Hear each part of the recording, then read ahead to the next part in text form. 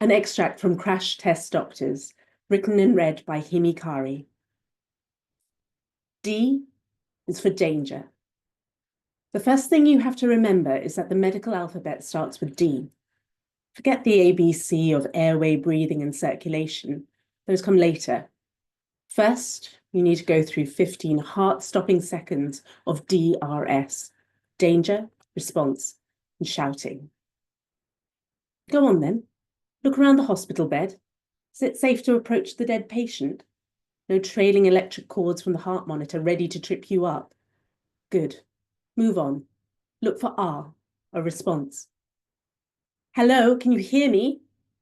Shout in the corpse's ear. Rub his breastbone. Hard. No harder than that. Rub it like you mean it.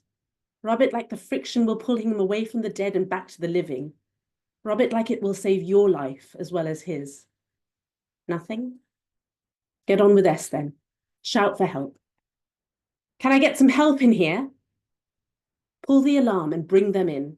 The nurses, the healthcare assistants and porters, all rushing and eager. Everyone wants to be a hero. You never know. In the crowd, there might be someone who actually knows what to do. Run to the head of the bed, or if the patient isn't in bed, then just run to his head. Tilt his skull back, lift up his chin, and try to get some oxygen into his poor dead lungs. Assess the A for airway. Crouch down, get really close, and jab 2 fingers in his neck. Put your ear as close to his mouth as you dare, and look down the length of his body. So, this must be what it feels like to be Mr. Collapsed and unresponsive, waking up each morning to see the rest of his body, mountainous and solid from the vantage point of his head. A cask of ribs, followed by an expanse of abdomen, the crest of the pubic bone pointing as an arrow towards the end of his torso, and then 2 legs, terminating in a chorus line of toes. There are variations to this design, of course. Add or subtract appendages, multiply or divide the rolls of flesh, but generally, the body sticks to one template. Are 10 seconds up yet? There's no time to be distracted. This is life and death stuff here. Count them down.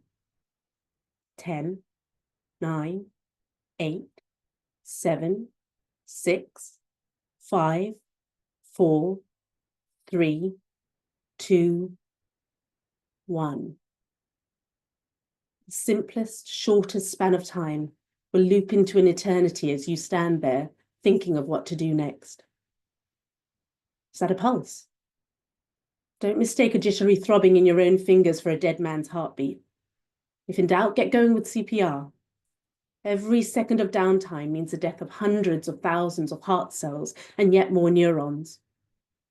Imagine it, the apoptosis of those precious cells, most of which will never recover or be replaced. The cell death cycle, trundling down its irreversible pathway, one after another, totentanz proteins swinging into action, as unstoppable as a giant boulder hurtling down a cliff face. If he does come back, Mr. Collapsed and Unresponsive will always be a little less complete because of the death of those cells, like a jigsaw puzzle, missing a piece here and there. And all that is standing between Mr. Collapsed and Unresponsive and his very final, very imminent, very fatal death is you, the shit-scared junior doctor. You are the sacrificial lamb and the only grade of doctor on the wards. There's no senior here to take the lead or hold your hand. No, they're safe in their clinics and operating theatres, or doing paperwork in offices surrounded by warm images of children and pets and boats. Even if you had an office, there would be no pictures to fill it with. You just spent the last 6 years of your life focusing on your medical degree.